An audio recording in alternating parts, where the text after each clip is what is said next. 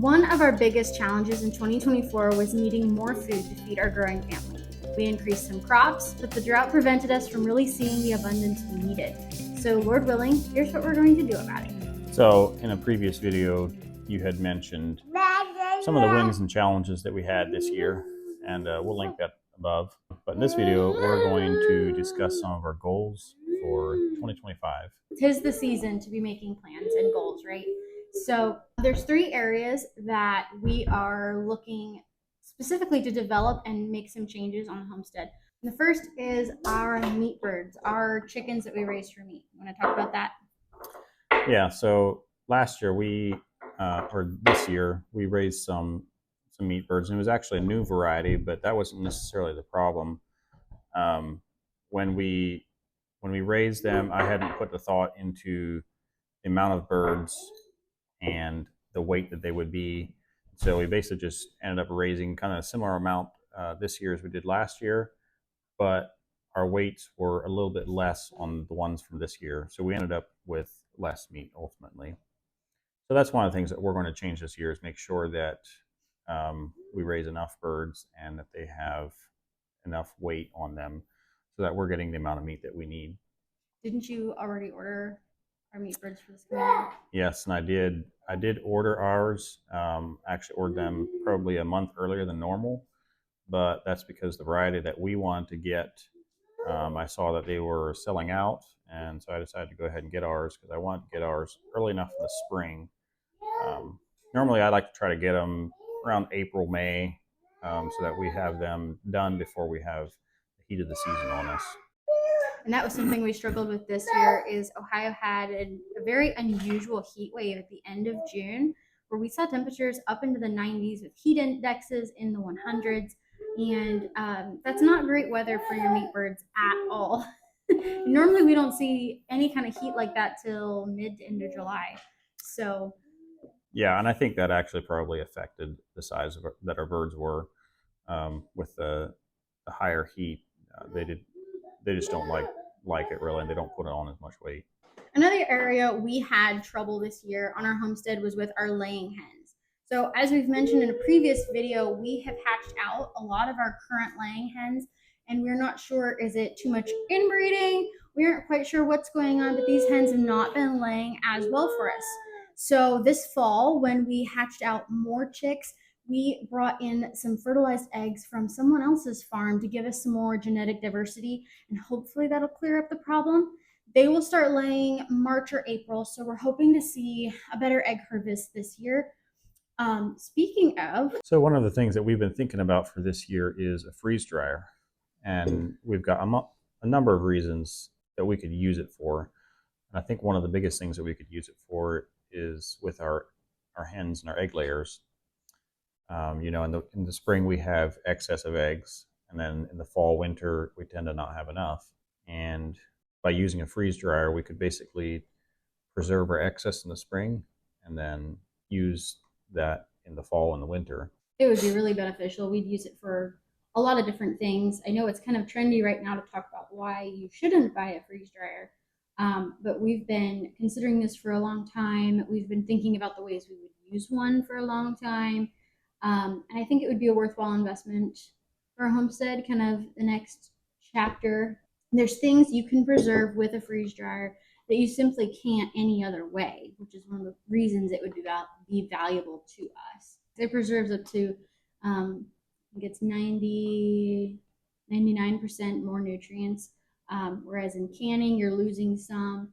Dehydrating, you're losing some, and the sugar content goes higher, at least in fruits. Something else we would love to freeze dry would be our homegrown strawberries. Mm-hmm.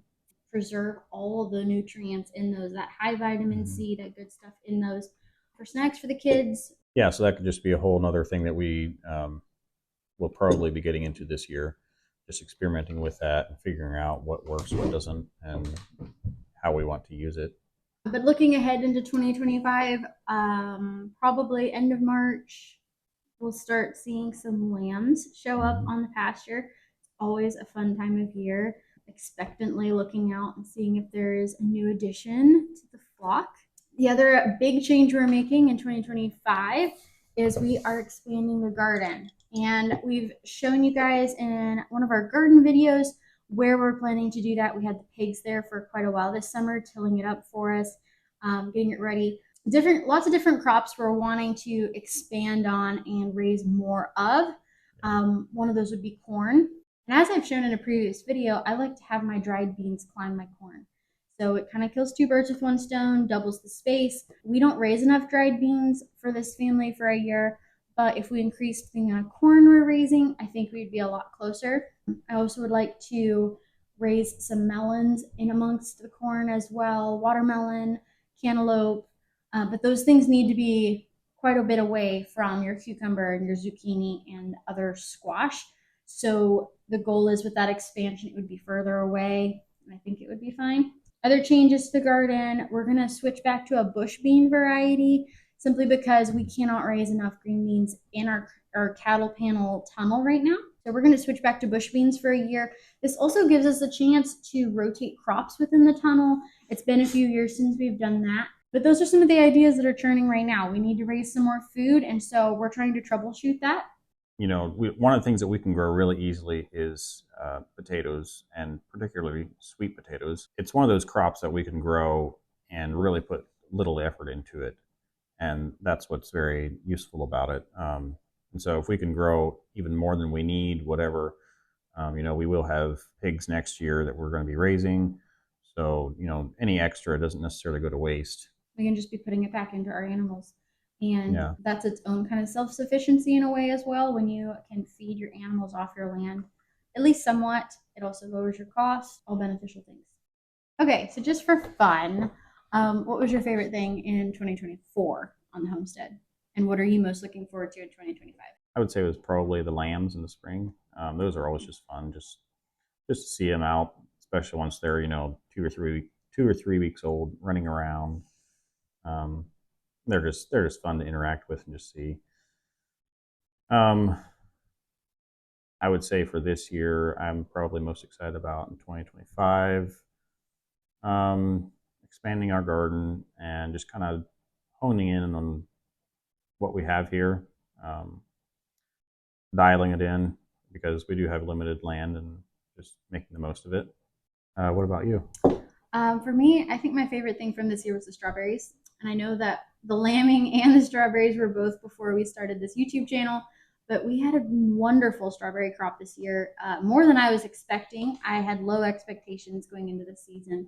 I wasn't sure what they were going to do, and they did really, really well. I think we had more strawberries than the previous year, and so that was a delight. I loved going out in the quiet of the morning when the baby was napping and listening to the birds sing while I picked strawberries. Going into 2025, I think I'm most excited to be gardening with a toddler instead of an infant. There's a lot of challenges to gardening with a baby you're trying to take care of, and gardening with toddlers is challenging as well. But I'm looking forward to getting in the dirt again, growing things, being outside with the kids in the sunshine, and all of those things as well. I'm also praying we don't have another drought year, that things actually grow well. Yeah, because I think a lot of the challenges that we had in 2024 were relating to the drought. They were. You know, we had some things that just didn't do well in the garden, but mostly it was because of the drought. Praying that we don't have that again this year. We should see a lot better outcome. Thanks for watching. We'd love to hear what was your favorite thing from 2024 and what you're most looking forward to in 2025. So please drop that in the comments, hit the like button, and subscribe. It really helps us out. Happy New Year!